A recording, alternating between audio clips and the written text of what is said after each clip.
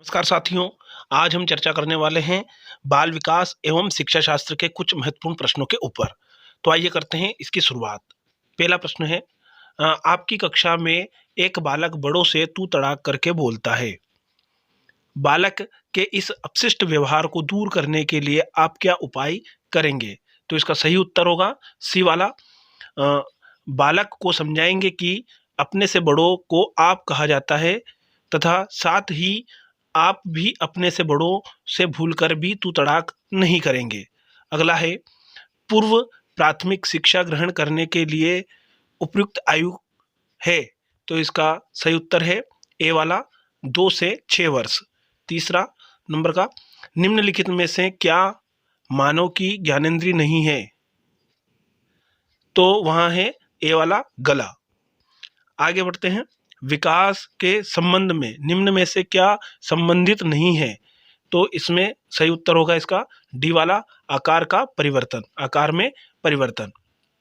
पांचवा वाला, आप अपनी कक्षा में से कुछ छात्रों को चुनकर 6 महीने में उनमें होने वाले विकास की एक रिपोर्ट तैयार करना चाहते हैं।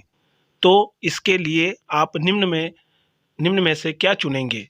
तो इसका सही जवाब होगा डी वाला ऑप्शन, प्रत्येक माह उनकी रुचियों, आदतों, दृष्टिकोण, स्वभाव, व्यक्तित्व, व्यवहार आदि में होने वाले परिवर्तन की जांच करेंगे।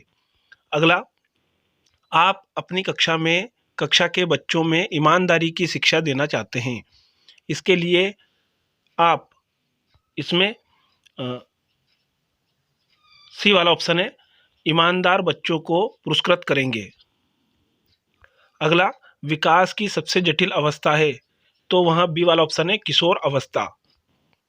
आठवां, मैं कौन हूँ, क्या हूँ, मैं भी कुछ हूँ आदि ऐसी प्रबल भावनाएं विकास की किस अवस्था की ओर इंगित कर होती है? तो इसमें ए वाला ऑप्शन है, किशोर अवस्था।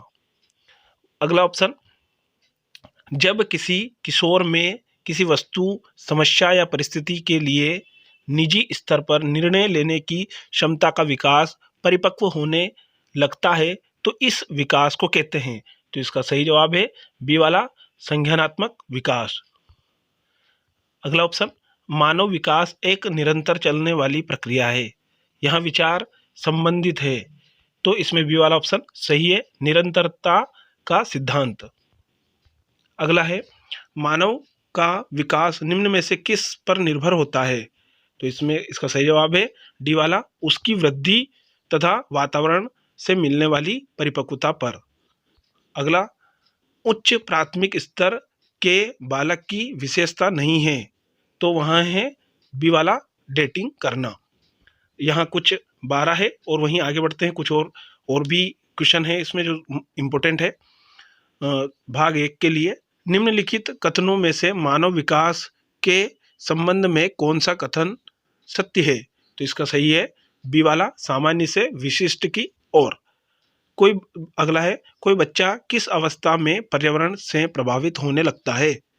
तो इसका है ए वाला, बाल्यावस्था। अगला है, आप अपनी कक्षा के छात्रों को पूरी कक्षा में कहीं पर भी बैठने की अनुमति दे देते हैं। उनमें से कुछ छात्र समूह बनाकर पढ़ते हैं तथा कुछ छात्र चुपचाप बैठकर अपने आप पढ़ते हैं, परंतु आपकी कक्षा के कुछ छात्रों के अभिभावकों को यहाँ सब पसंद नहीं आता है। इस स्थिति में क्या तरीका बेहतर होगा? तो इसका सही जवाब होगा बी वाला, अभिभावकों को शिक्षक पर विश्वास व्यक्त कर समस्या चर्चा करनी चाहिए। चौथा है, निम्न में से किसने सामाजिक अधिगम सिद्धांत का प्रतिपादन किया था? तो इसका सही जवाब होगा डी वाला, बंदूरा और वाल्टर्स। अगला है, मानव विकास के संबंध में पुनर्बलन सिद्धांत निम्न में से किसने प्रतिपादित किया था? तो उसका सही जवाब होगा डोलार्ड और मिलर। अगला है, निम्न में से कौन सा सिद्धांत बाल विकास में वातावरण संबंधी कारकों को ही महत्व देता है? तो इसका सही जवाब होगा बी वाला, सामाजिक अधिगम सिद्धांत। अगला, एक बालक अपने पूरे हाथ को, फिर उंगलियों को और फिर अपने और फिर हाथ और उंगलियों को एक साथ चलाना सीखता है। बाल विकास के संबंध में यह सिद्धांत कहलाता है। तो इसका सही जवाब होगा सी वाला, एकीकरण का सिद्धांत। अगला, किसी बच्चे के विकास की प्रक्रिया आरंभ हो जाती है, तो इसका सही जवाब होगा डी वाला, मां के गर्भ से ही। अगला, विकास कभी ना रुकने वाली एक प्रक्रिया है, तथ्य संबंधित है। तो इसका सही जवाब है ए वाला, निरंतरता के सिद्धांत से। आगे, आप अपनी कक्षा में से 10 छात्रों को चुनकर 3 माह तक उनमें होने वाले विकास का अध्ययन करते हैं, तो आपके द्वारा किए गए अध्ययन में निम्नलिखित में से क्या सत्य हो सकता है। तो इसका सही जवाब होगा सी वाला, सभी छात्रों में विकास अलग अलग दिशा में हुआ। अगला, बाल विकास के शैक्षिक निहितार्थ से संबंधित नहीं है। तो इसका सही जवाब है डी वाला, पिछड़े और गंदे क्षेत्रों में लोगों की सेवा के लिए न जाना। अगला, आपकी कक्षा का एक छात्र कक्षा में काफी बात करता है, आप उसके विषय में पता करते हैं तथा पाते हैं कि वही छात्र अपने घर पर बहुत ही कम बात करता है, तो आप उस छात्र के विषय में निम्न में से क्या विचार देंगे। तो डी वाला ऑप्शन इसका सही होगा, उस बच्चे के विचार को विद्यालय में मान्यता मिलती है। अगला, डोलार्ड और मिलर के अनुसार अधिगम को कितने प्रमुख अवयवों में बांटा जा सकता है। तो इसका सही जवाब होगा डी वाला, 4 अधिगम या 4। अगला, विकास की दिशा होती है, तो इसमें सही जवाब है ए वाला, निश्चित। अगला, आपकी कक्षा की एक छात्रा रजनी की लंबाई पिछले वर्ष की तुलना में लगभग 6 इंच बढ़ गई है, उसके इस परिवर्तन को आप क्या कहेंगे। तो बी वाला ऑप्शन इसका सही है, रजनी में वृद्धि तेजी से हो रही है। अगला, विकास के संबंध में निम्नलिखित में से कौन सा कथन सत्य नहीं है। तो इसका सी वाला ऑप्शन है, किसी बच्चे में वृद्धि और विकास की गति को ध्यान में रखकर उसके आगे बढ़ने की दिशा और स्वरूप के बारे में भविष्यवाणी नहीं की जा सकती है। अगला, विकास प्राणी में प्रगतिशील परिवर्तन है जो निश्चित लक्ष्यों की ओर निरंतर निर्देशित होता रहता है। यह कथन निम्न में से किसका है। तो यह कथन सी वाला ऑप्शन सही है, इसमें ड्रेवर का या ड्रेवर। अगला, जब किशोर में किसी वस्तु, समस्या या परिस्थिति के लिए निजी स्तर पर निर्णय लेने की क्षमता का विकास परिपक्व होने लगता है, तो इसको कहा जाता है। तो इसका सही जवाब होगा डी वाला, संज्ञानात्मक विकास।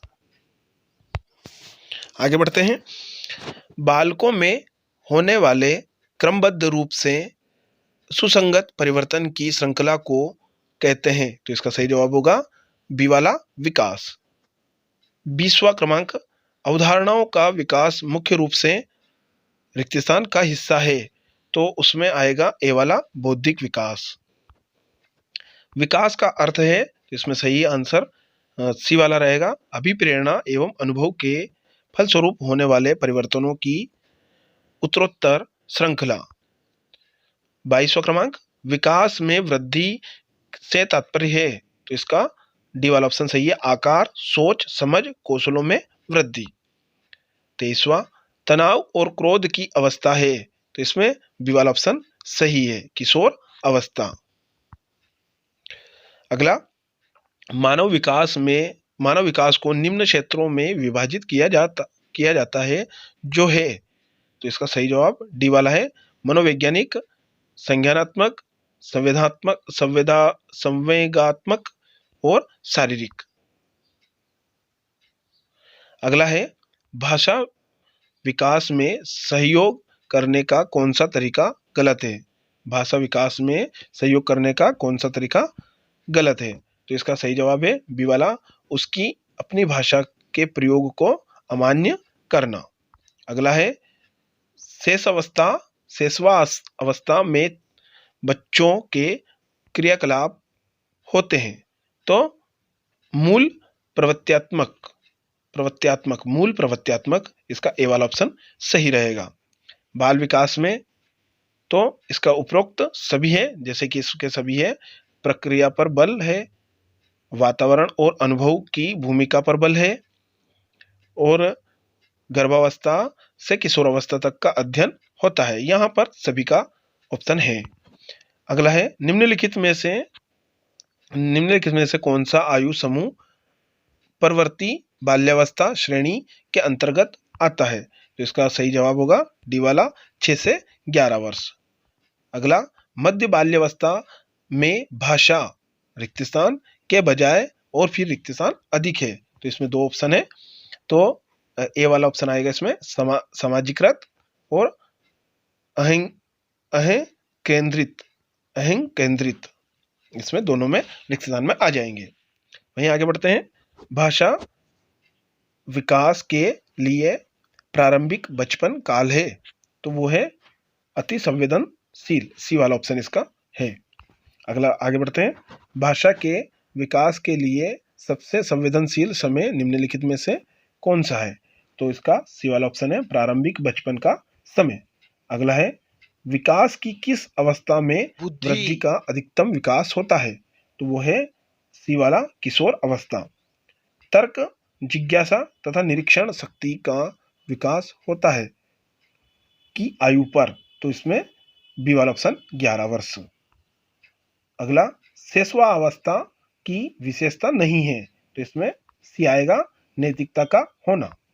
अगला है गामक विकास से हमारा तात्पर्य मांसपेशियों के विकास से तथा पैरों का उचित उपयोग, तो इसका उत्तर रहेगा शक्ति और गति। यहाँ पर भाग 1 से और 2 से कुछ मोस्ट क्वेश्चन लिए गए थे। इस वीडियो को हम भाग 1 ही नाम देंगे। होप आप सभी को यह वीडियो अवश्य पसंद आया होगा और समझ में भी आए होंगे, और आप इसका उपयोग करेंगे तथा अपने साथियों के पास भी इसको जरूर भेजेंगे। Thank you for watching.